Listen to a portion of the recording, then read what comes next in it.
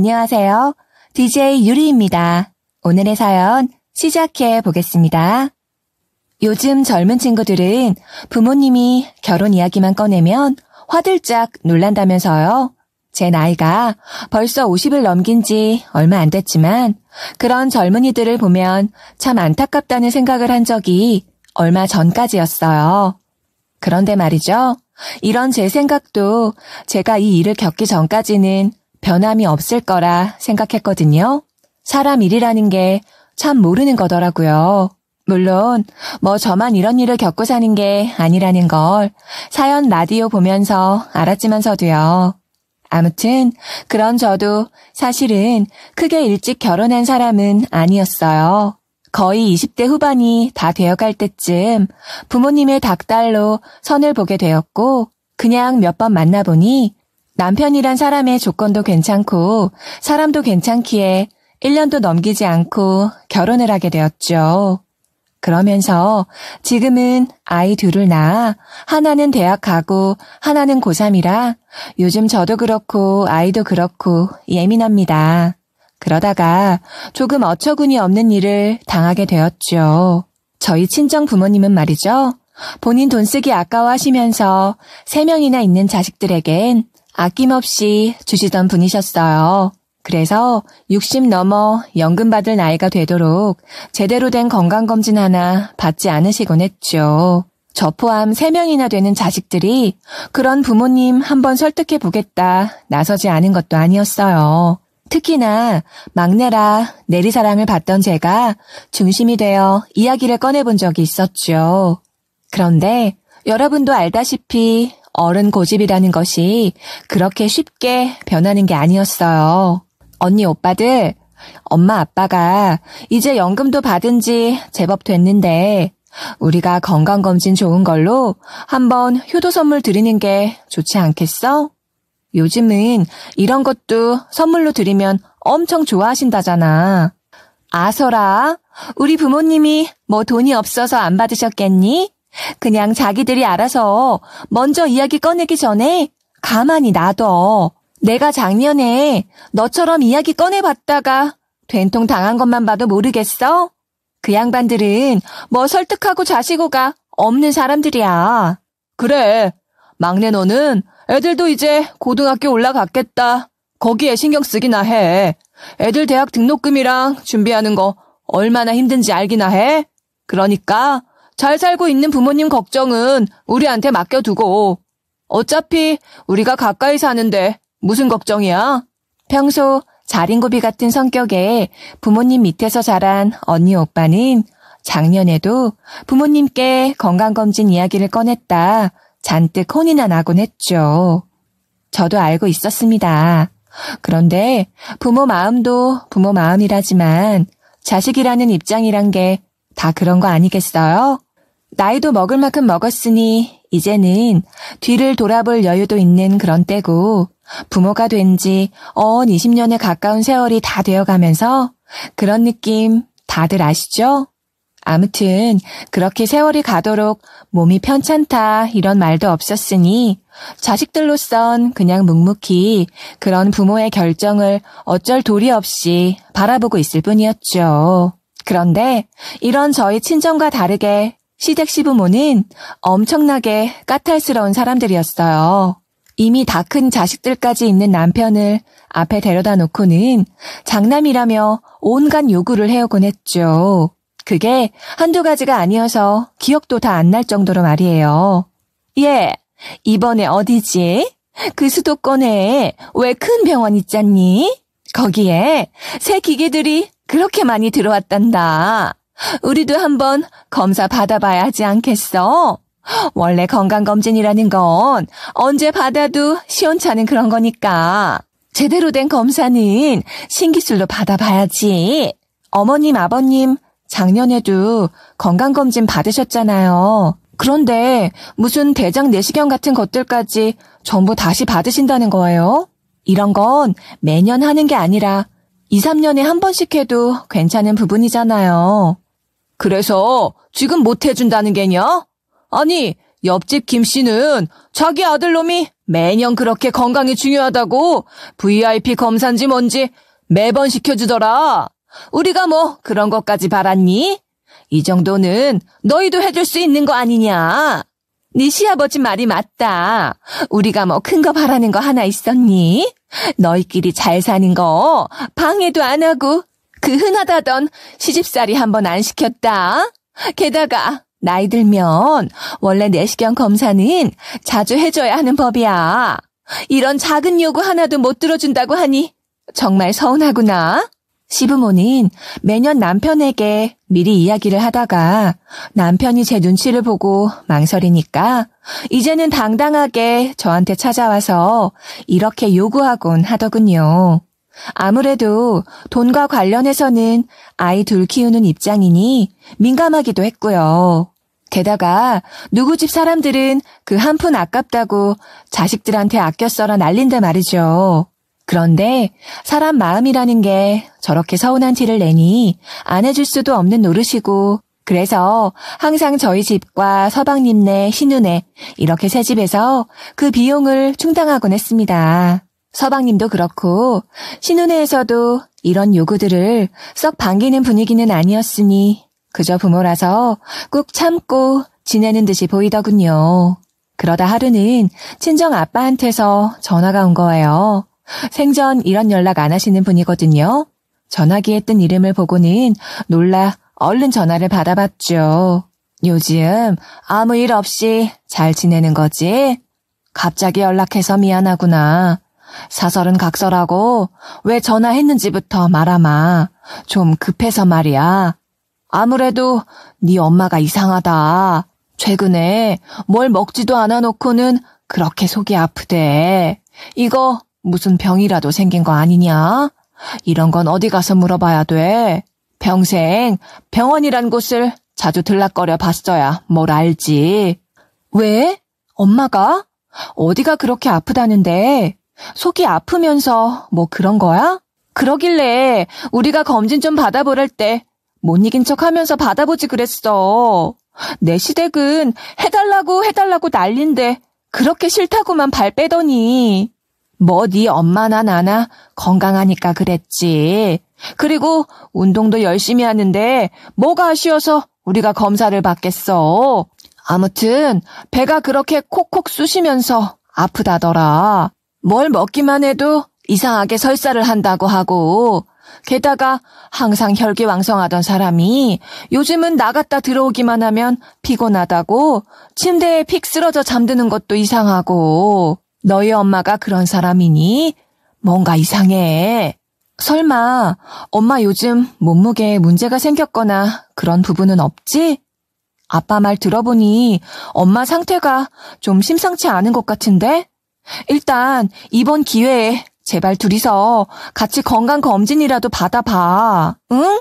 보통 아빠는 막내인 제가 신경 쓴다고 이런 연락은 절대 안 하시는 분이거든요. 그런데 부모님 가까이 사는 오빠도 언니도 제치고 저한테 이렇게 연락을 한 것 보니 심상치 않다 싶었죠. 아무래도 좀 제대로 검사 잘하는 곳을 알아보고 싶은 것 같았어요. 아무튼 이런 친정 아빠의 말에 얼른 언니 오빠 불러서 보통 일이 아닌 것 같다고 엄마 모시고 병원 한번 가자고 했죠. 한사코 그냥 피곤해서 그런 거라던 엄마도 이번만큼은 순순히 저희를 따라 건강검진을 받으셨습니다. 내가 이 사달이 날 줄 알았어. 그러게 우리가 좀 받아보라고 했을 때 뭐라도 하나 받지 그랬어. 꼭 이렇게 일이 커진 다음에야 사람 심장 떨리게 만들 거야? 일단 오빠 진정하고 엄마도 뭐 본인이 이렇게 아프리라 상상하고 그랬겠어?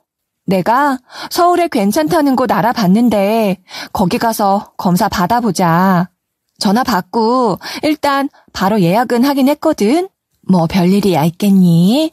그냥 나이가 더 드니까 소화도 잘 안 되고 그런 거지.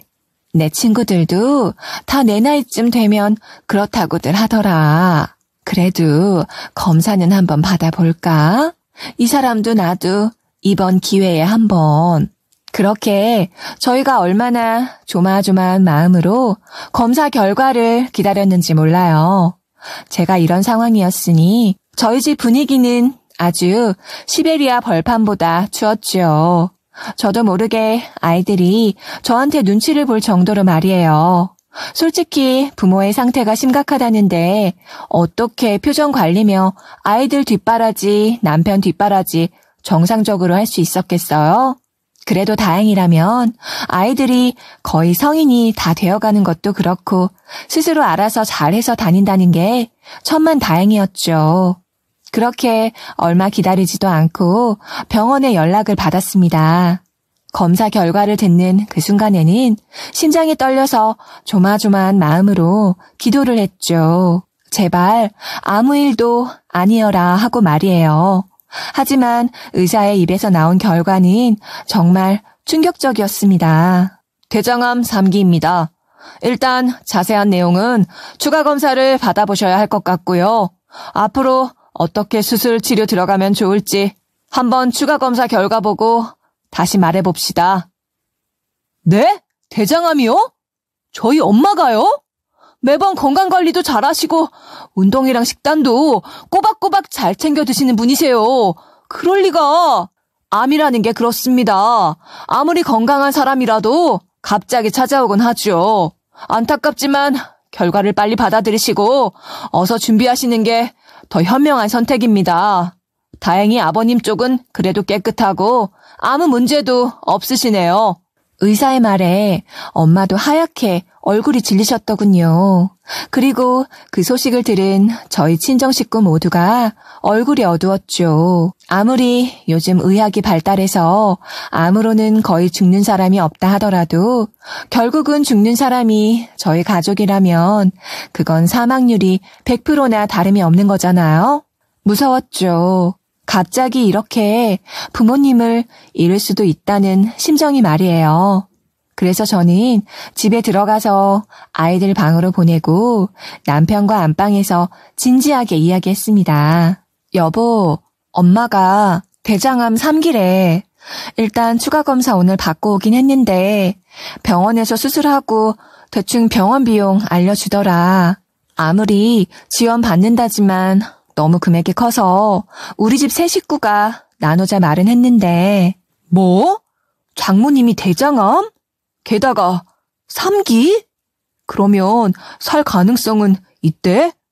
암이 2기 넘어가면 뭐 생존율인가 뭔가 엄청 떨어지잖아. 그러게 미리 당신네 형제들이 건강검진 해주겠다 했을 때 진즉 좀 받으시지. 왜 이를 키워서 이 지경으로. 당신은 어떻게 그렇게 매정하게 말을 할 수 있어? 그래도 요즘 암은 암도 아니래. 살 가능성이 높다는데 할 건 다 해봐야지. 내 부모님인데 당장이라도 돈 보태주겠다. 그렇게 말해줄 순 없어? 뭘 또 그렇게 확대 해석을 하고 그래. 그냥 내 말은 암이 진행이 많이 됐으니까 혹시 그럴 가능성이 높지 않냐 그런 거지. 솔직히 말해서 장모님이랑 장인 어른은 그렇게 사람이 건강검진 해주겠다 했을 때부터 거부하고 살았었잖아. 어떻게 보면 본인들이 자초한 일인데 갑자기 왜 그 화살을 나한테 돌려? 그래서 당신이 하고 싶은 말이 뭔데? 우리 엄마 병원비 절대 못 내주겠다 이 말이잖아 지금. 당신 정말 너무한 거 아니야? 지금 우리가 가진 재산이 전부 당신만 벌어서 만든 거냐고. 나도 여기에 한몫했어. 누가 뭐 못 해주겠다고 말이나 꺼냈어? 당신 정말 왜 그래? 해주고 싶던 마음도 싹 사라지게. 남편이 대장암이라는 엄마가 금방 죽을 사람인 것처럼 말하니 너무나 속상했어요. 거기에 마지막엔 뭐 자기가 돈이 없어서 그러니 어쩌니 하면서 돈 얘기 꺼냈으면서 제가 흥분해 버럭 화를 내니 그거 하나로 해주고 싶던 마음도 싹 사라진다 이렇게 나오니 정말 어이가 없었죠. 어떻게 수십 년을 같이 살았다는 사람이 이런 말을 할 수가 있는지 너무 화가 나서 말도 안 나왔습니다. 그래서 다음날 아침 일어나자마자 남편에게 단판을 지었죠. 당신, 내가 보기에는 엄마 병원비 아예 줄 생각 없는 것 같으니까 나 적금 들던 통장 알지? 그건 전부 내가 번 돈으로 모은 거니까 그거 깨서 엄마 병원비 보태줄 거니 말리지나 마. 당신이 안 된다는데 어쩌겠어? 뭐? 그거 애들 대학 등록금 한다고 모은 돈들 아니야? 그걸 왜 당신 마음대로 깬다만다 해? 당신은 뭐 당신 아픈 엄마만 가족이고 집에서 열심히 공부하는 애들은 가족도 아니야? 어떻게 애들 앞길을 막을 생각을 해? 당신 정말 웃긴다. 언제는 이 적금 왜 드냐고 뭐라 해놓고선 뭐? 그리고 돈이라도 한번 넣어준 듯이 말한다. 내가 애들 때문에 적금 든다 할 때는 그렇게 반대를 하더니 이제 와서? 웃기지도 않아. 부부 재산은 공동인 거 몰라? 어이가 없네. 당신 그거 깨기만 해봐. 당신이랑은 완전 이혼이니까. 게다가 당신은 형제들도 그렇게 많으면서 왜 그걸 당신이 낸다 만다 난리야. 당신 언니 오빠는 뭐 집에 꿍쳐놓은 돈도 없대? 이래서 가난한 처갓집 두면 안 된다고 사람들이 말하는 거라니까. 괜히 차이 나니까 나중에 돈덩어리 된다고 얼른 정리하라고 그러는 거지. 이런 말 왜 하는지 몰랐는데 내가 되니까 어이가 없네. 뭐라고? 무슨 말을 그렇게 해? 그래, 이혼을 하든 말든 알아서 해. 우리 집이 뭐? 돈덩어리가 된다고? 말이라도 제대로 하든가. 내가 당신이란 사람을 남편이라고 그래도 애들 낳고 지금까지 살아왔는데 당신 가족들만 그렇게 챙길 때 알아봤어야 했어. 난 이틀 뒤부터 엄마 병원에서 지낼 테니까 어디 이 집은 당신 마음대로 하든가. 남편은 친정 엄마가 대장암에 걸렸다고 하니 그 병원비 한 푼 아깝다고 이혼을 입에 담더군요. 병원비 대주기 아깝다면서 말이에요. 평소에는 아끼며 지내는 제 모습이 그렇게 좋다며 어쩔 줄을 모르더니 어떻게 사람이 이렇게 하루아침 만에 바뀌는지 어이가 없었죠. 게다가 이 상황에서 아이들까지 걸고 넘어지면서 돈을 주기 싫다는 태도가 너무 어이가 없었어요. 남편은 말이죠. 아이들 키우는 데는 거의 숟가락도 올릴까 말까 한 태도였거든요. 애들 아직 일어나지도 못했을 때에는 그래도 매달 생활비 잘 주곤 했는데 둘째가 중학교 2학년이 되던 무렵부터는 아예 애들 학원비 대주기 싫다 난리도 아니었어요. 아니, 다른 집 애들은 학원 안 가도 잘만 공부한다는데 우리 집 애들은 뭐가 모자라서 그렇게 학원이고 극성인데 그냥 애들 학원비라고 하고 당신이 생활비로 대신 쓰는 거 아니야? 이런 말을 하면서 절 의심했을 정도였고 말이죠. 그래도 이건 아이들 키우는데 방향성이 다를 수 있다 싶어서 참고 넘어가곤 했어요. 되려 어이가 없었죠.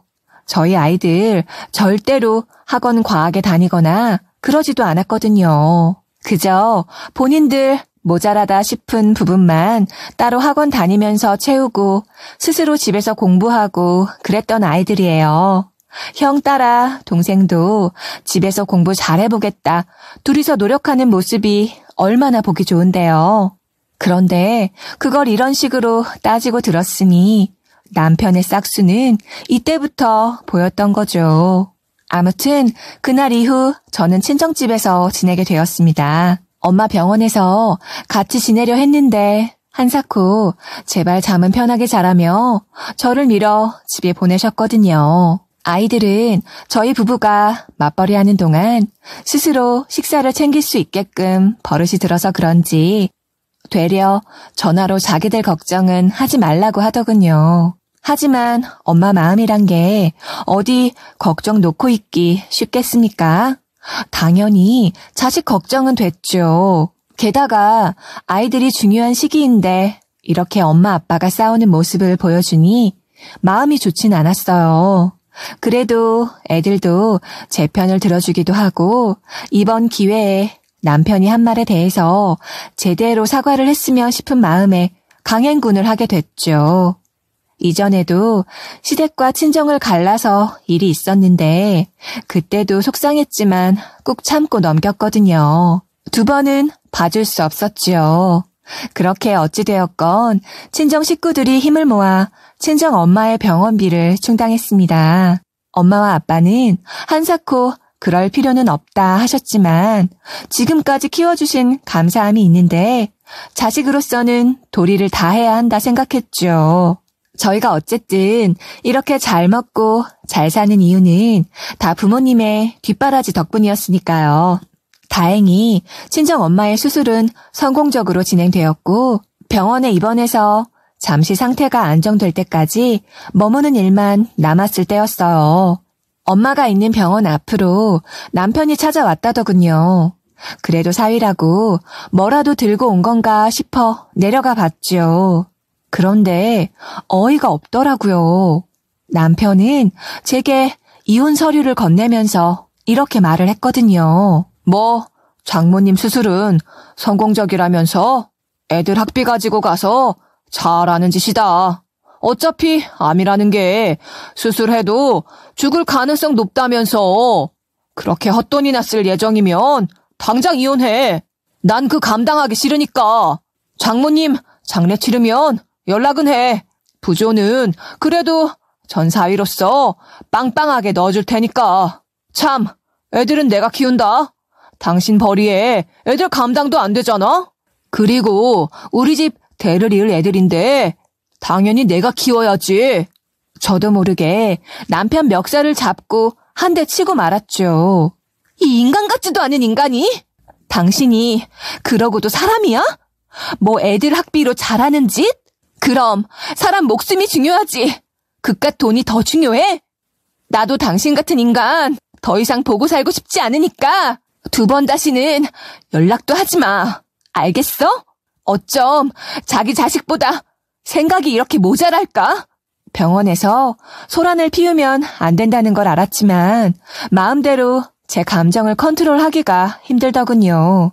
점점 싸우는 남편과 제 곁에 사람들이 모였고 병원 경비원인지 모를 사람까지 나타날 무렵 지나가던 사람 중에 제 오빠도 있었는지 남편이 가고 나서 무슨 일이냐고 묻더군요. 부끄러웠어요. 이런 일을 가족에게 말하고 싶지 않았지만 이미 봐버린 걸 사실대로 다 말했죠. 사실 이번에 병원비 대줄 때 그이가 한 푼도 안 도와줬거든. 그래서 내가 따로 애들 대학 등록금 하려고 모아둔 적금이 하나 있었는데 그걸 깼다고 그 난리를 피우는 거야. 당장 이혼하겠다고. 그런데 마치 우리 엄마 죽는 거 기다린 사람처럼 부조금 얘기 꺼내잖아. 그래서 나도 모르게 욱했지 뭐. 뭐? 그놈이 그런 말을 했다고? 미친놈을 봤나? 아니, 2번 말할 것도 없어.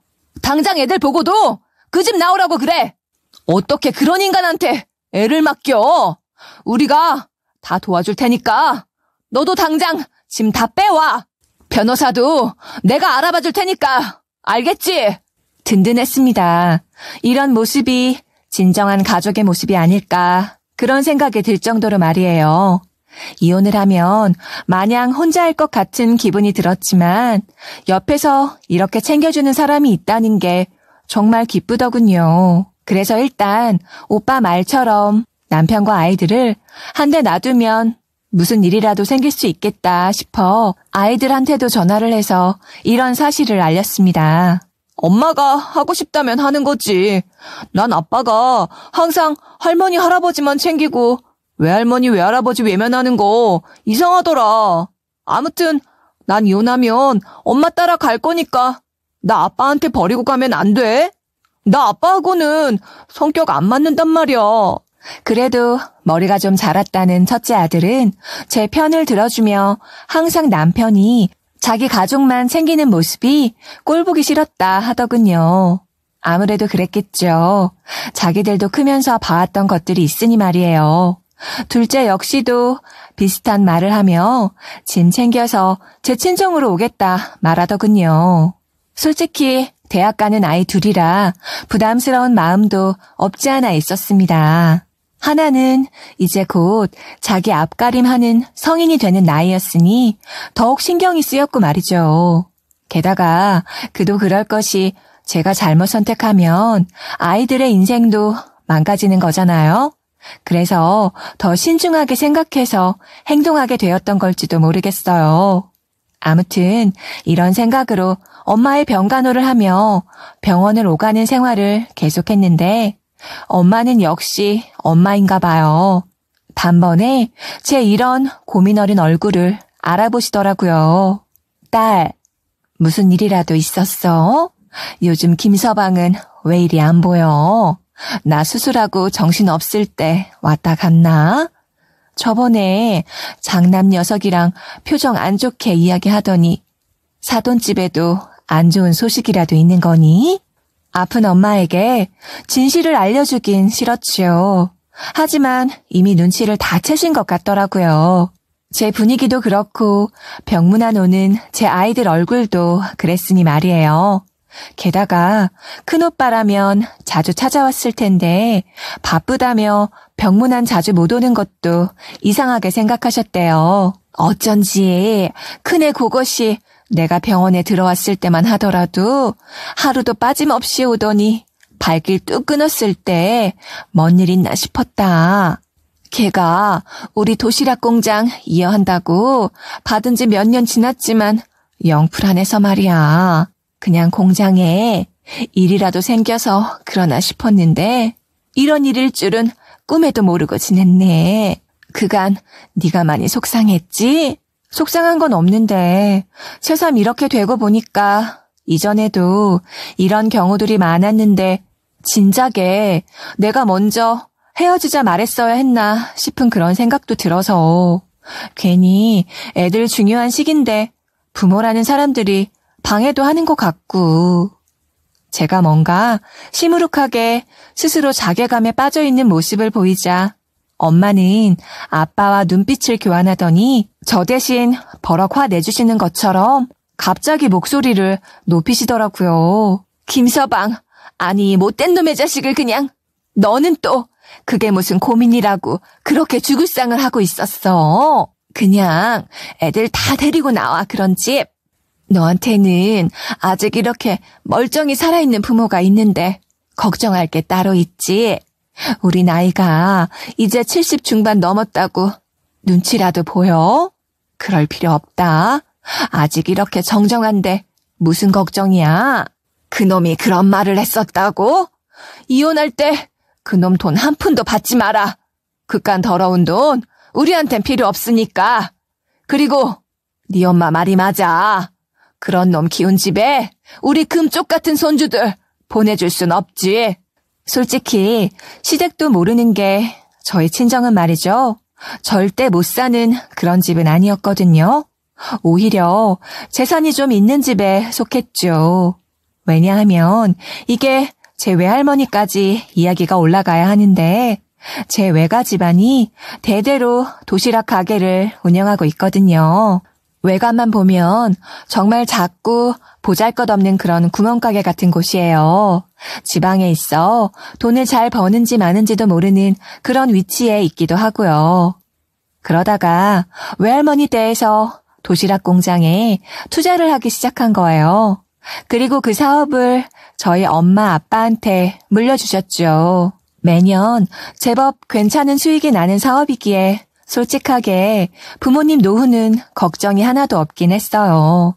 다만 제 욕심에 그래도 다 큰 성인인데 부모님만 보고 손가락 쪽쪽 빨고 있을 순 없다는 생각 때문에 자립해서 살려고 했던 거지.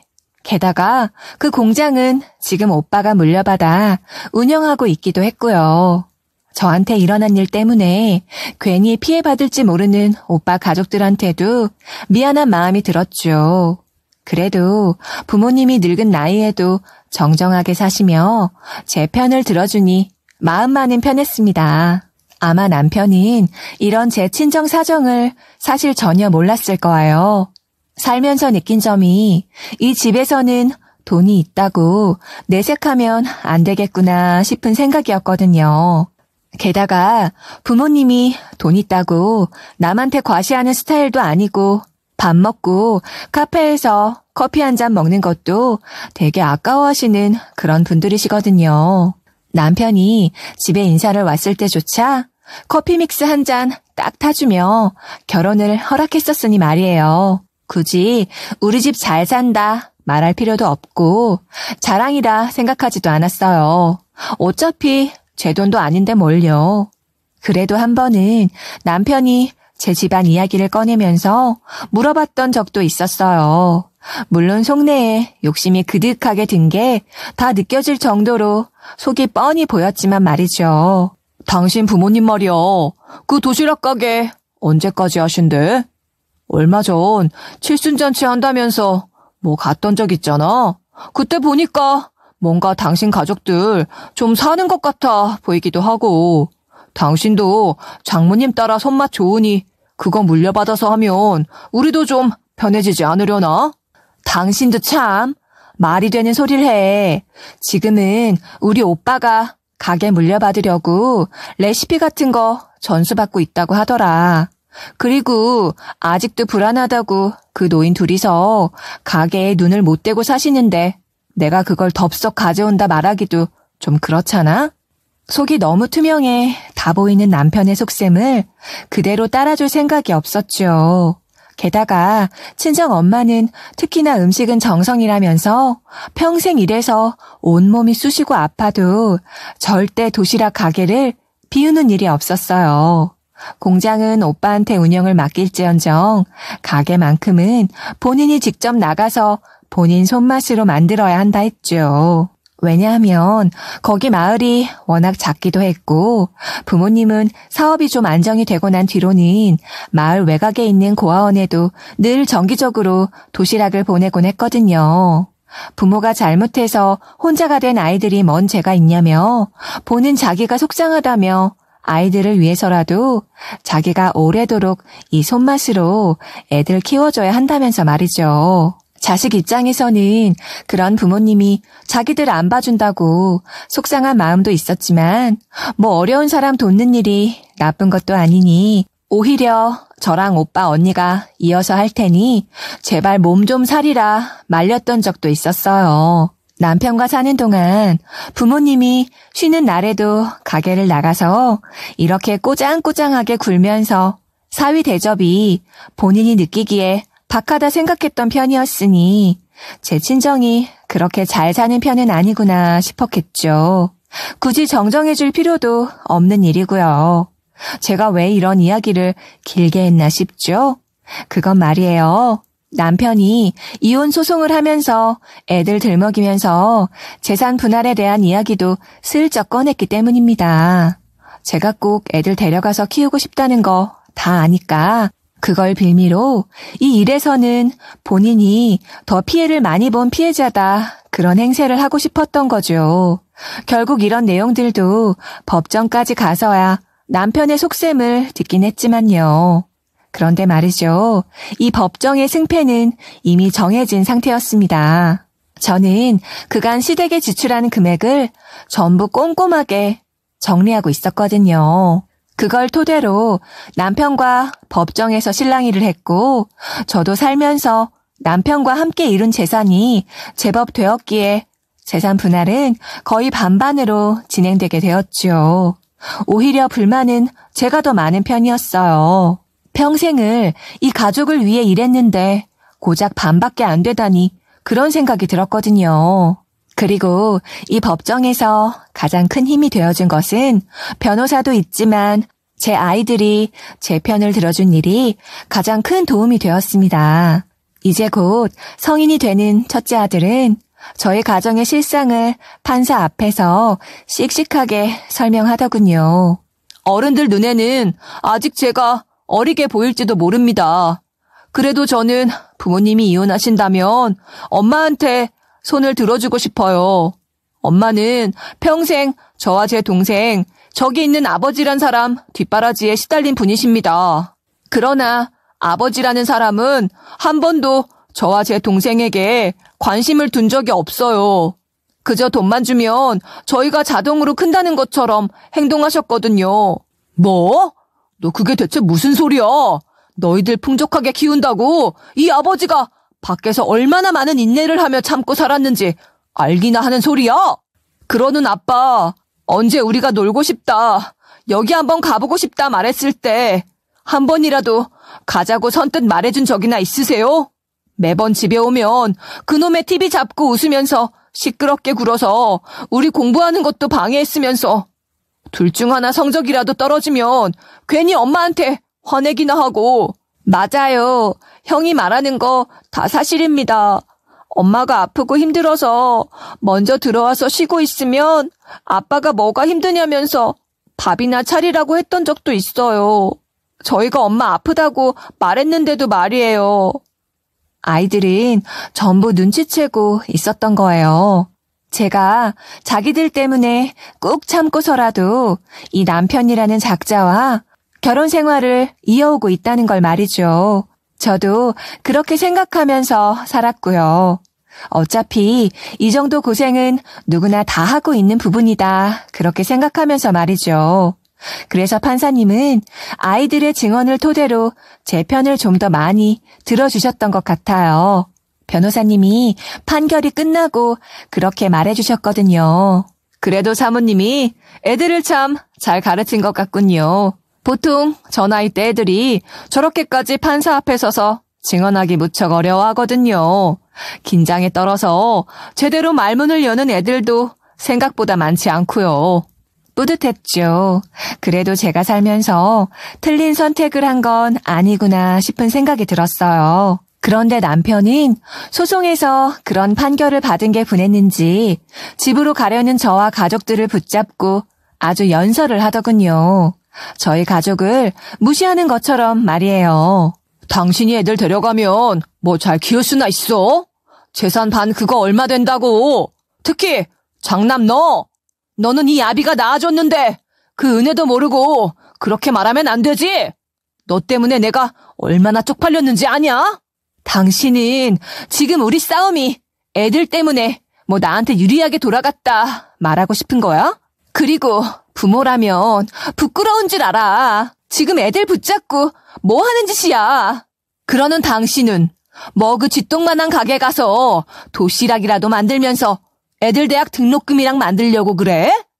사위한테 커피 하나 아까워서 믹스커피나 달랑 타주는 그런 집안에서 아주 잘도 그러겠다. 남편과 제가 실랑이를 벌이자 양 옆에 있던 제 언니 오빠가 나서려고 했지만 먼저 제 앞으로 나온 사람은 다름 아닌 제 친정 엄마였습니다. 자네가 뭘 몰라서 그런가 본데 애들 등록금 걱정은 자네가 할 필요가 없네. 오히려 애들을 자네 손에 맡겼다가 큰 사달이 나겠지. 애들은 우리가 더 잘 키울 거니 걱정 말고 가던 길이나 가게. 괜히 끝난 일로 시비 걸지 말고. 뭐 장모님이 손주들 대학 등록금이라도 대신 대주시려고요? 그 코딱지만한 가게에서 그럴 돈은 나오고요. 거기 매출이 얼마나 나와요? 제가 매년 버는 연봉보다 더 벌기는 하시나? 남편은 이제 막 회복해서 제 이혼 소송만큼은 꼭 봐야겠다 나온 엄마와 시비가 붙어서 할 말 못할 말을 면전에서 다 쏟아내 버리더군요. 저도 모르게 그런 남편에게 윽박을 지르려 했지만 엄마는 제 앞에 딱 단단히 서서 이렇게 말했죠. 그래, 그 쥐똥만한 가게에서 매년 자네 연봉의 2배만큼의 수익이 한 달에 나지. 자네는 여전하구만. 겉멋만 번지르르 해서. 게다가 애들을 어떻게 돈만 보고 키우나. 그랬으면 쟤들이 왜 자네한테 가고 싶다 말하지도 않았겠어. 엄마는 지금까지 그냥 묻어두며 살았던 진실을 전 남편에게 말했어요. 그러나 전 남편은 못 믿겠다는 얼굴이 역력했죠. 오히려 전 남편은 자기를 우습게 보는 엄마의 말에 얼굴이 울그락불그락해지면서 화를 내려고 하더군요. 장모님, 아니 이제 장모님도 아니지. 아주머니, 그깟 구멍가게에서 어떻게 내 연봉의 배만큼을 한 달에 번다는 거야? 웃기는 소리를 하네. 그걸 지금 말이라고 해. 내가 무슨 바보 천치인 줄 알아? 왜 안 믿겨서 그러나? 자네가 처음에 우리 집에 왔을 때도 다 알고 있었어. 믹스커피 한 잔에 우리를 얼마나 무시했는지. 그래도 내 딸이 결혼하겠다 데려온 사람이라 아무 말도 안 했네. 딸이 행복한 미소를 보였으니까. 그런데 그걸 이렇게 갚아? 그런 사람이 저랑 지금 거의 20년이란 세월을 같이 살았는데 뭐 자기 친정 잘 산다는 말을 아끼고 삽니까? 제가 지금 아주 바보로 보이죠? 그 대장암 수술하면서 머리도 뭔가 잘못되신 것 같은데 이 기회에 다시 병원에 가서 검사라도 받아보시죠. 전 남편은 아주 성이 오를 대로 올라 씩씩거리는데 그런 전 남편을 보고 엄마는 전 남편의 눈앞에 지난달 매출이 적힌 서류를 꺼내 떡하니 보여주더군요. 지난밤 왜 공장에 들러 이것저것 챙기나 했는데 지금 이 순간 전 남편에게 엿을 먹이고 싶었던 것 같더라고요. 전 남편은 처음에는 뭔가 싶어 살펴보더니 거기에 적힌 숫자가 거짓이 아님을 눈치챈 모양이더군요. 평소에 저희 부모님은 거짓이라곤 입에 달고 살지도 않은 분이셨으니까요. 그러더니 얼굴이 하얗게 질려서 아주 그 자리에서 오줌을 지릴 것 같아 보였어요. 이게 거짓말 하지 마세요. 이게 어떻게 한 달에 있는 수익입니까? 제가 지금 월급쟁이라서 뭐 사업 돌아가는 구조 모른다고 이런 것도 제대로 못 볼 거라 생각하시는 거예요? 그래도 자네가 이건 읽을 줄 알아서 다행이네. 어때? 이래도 우리가 자네 밑으로 보이나? 사람이 자기 분수를 알고 살아야지. 난 내 자식 교육 자네 집안처럼 그렇게 시키지도 않네. 애들이 괜히 독립심 강해서 스스로 잘 먹고 잘 살자 이렇게 사는 것 같나? 스스로 노력하는 사람한테만 복이 온다는 걸 다 알아서 애들 스스로가 그렇게 살고 있는 거야. 자네 집안처럼 그렇게 허영심 넘쳐서 돈돈하면서 사는 게 아니라. 아니, 제가 안 그래도 사위인데 그래도 저한테는 말을 해줬어야 하는 것 아닙니까? 어떻게 지금 와서 이렇게 대하실 수 있어요? 그래서 다 끝난 마당에 뭐 부러운가? 다시 내 자식 붙잡고 애원이라도 하고 싶다고? 어림도 없는 소리. 자네라는 인간성은 이미 법정에서 다 보였어. 누군들 붙잡고 물어보게. 자네 같은 사람을 사위로 두고 싶은지. 그렇게 저희 가족들이 돌아서려는데 전 남편이 제 손목을 붙잡고 저 말이 사실이야? 하면서 손을 덜덜 떠는데 웃기더라고요. 언제는 자기가 아주 대단한 사람인 것처럼 굴더니 말이에요. 그래서 전 남편에게 똑같이 말해주었죠. 당신은 20년 일하는 세월 동안 나라는 사람을 아예 몰랐구나. 그간 같이 살 맞대고 산 시간이 아깝다. 그리고 어디서 더러운 손을 가져다 대? 당신 어머님이랑 아버님 돌아가시면 나한테 말해. 그래도 예정, 아니 애들 할머니 할아버지니까 내가 부조금은 모자라지 않게 넣어줄 테니까. 그리고 전 남편의 손을 딱 쳐내고 그대로 집으로 돌아왔죠. 아이들 짐이랑 제 짐은 직접 가서 정리하지는 않았고 사람을 시켜서 가져왔어요. 가져올 때 전 남편이란 인간이 어찌나 방해를 했는지 주먹이 나갈 뻔했던 걸 참았다고 이삿짐 사람들이 이를 갈더군요. 그래서 수고하셨다 돈을 더 얹어주었죠. 부모님이 살던 집은 아무래도 5 식구가 모여 살기엔 좁아서 애들 학교 근처 좀 괜찮은 주택가로 이사를 가게 되었어요. 지금은 첫째가 대학 다니면서 둘째의 공부도 봐주고 있고요. 첫째는 그런 일이 있었지만 다행히 자기가 원하던 대학에 들어가서 만족스럽대요. 거기다 이젠 둘째의 수능이 코앞이라 저희 집은 부산스러웠습니다. 첫째한테도 신경을 많이 써주셨던 부모님은 둘째의 수능 준비도 많이 도와주셨고요. 그래도 워낙 형을 보고 자란 애라 그런지 혼자서도 잘 해나가 결과는 만족스러웠습니다. 형을 따라 수도권 괜찮은 대학에 합격해서 지금은 장학금도 받으며 잘 다니고 있거든요. 저와 이혼한 후 전 남편은 계속해서 아이들을 찾아왔었다고 해요. 그러다가 첫째 대학교까지 찾아와서 붙들고 네 엄마 좀 다시 설득해봐 하고 했다는데 첫째가 절 닮아서 깡다구가 좋거든요. 제 아버지라도 용서하지 않고 칼같이 끊어냈다. 저한테 둘째 몰래 말해주더라고요. 그러면서 둘째가 수능 준비로 바쁘니까 신경 쓰이지 않게 한동안 제가 함께 다니는 게 좋겠다면서 말이에요. 이건 제가 첫째한테 물어봐서 들은 이야기인데요. 첫째는 제 아빠한테 이렇게 말했다고 합니다. 아빠, 지금 제정신이야? 지금 여기가 어디라고 이렇게 찾아와서 난리야. 너 무슨 아빠한테 그런 말을 하니? 아무튼 내가 찾아온 건 다름이 아니라 네 엄마 좀 설득이나 잘해봐라. 너도 그렇게 아빠 없이 살고 싶진 않잖아? 지금 아빠가 엄마한테 염치는 있어? 그리고 내가 마냥 학교 다니던 그 어린애로 보여? 나도 이제 성인이야. 알 거 다 아는 나이라고. 그런데 아빠가 무슨 권리로 이렇게 찾아와서 내 아빠 행세를 해. 이렇게 할 거였으면 처음부터 진작 잘하던가. 아들 말에 의하면 전 남편이 그래도 양심은 있었는지 그대로 묵묵하게 아들 말은 듣고 있었다고 하네요. 제 생각엔 그저 아들한테 한 방 맞아서 어리 나갔던 것 같지만요. 워낙 집에서는 조용하게 지냈기에 법정에서 그렇게 나선 것도 어찌 보면 남편에게는 쟤가 왜 저러지? 이런 생각이 들었을지도 모르죠. 제 자식한테 관심이라곤 1도 없었던 양반이었으니 말이에요. 그러면서 아무튼 첫째가 전 남편에게 쐐기를 박았다는데 아빠는 둘째 녀석도 그렇고 우리가 정말 아무것도 모르는 어린애라고 생각하나 본데 우리도 법 같은 거 잘 알아.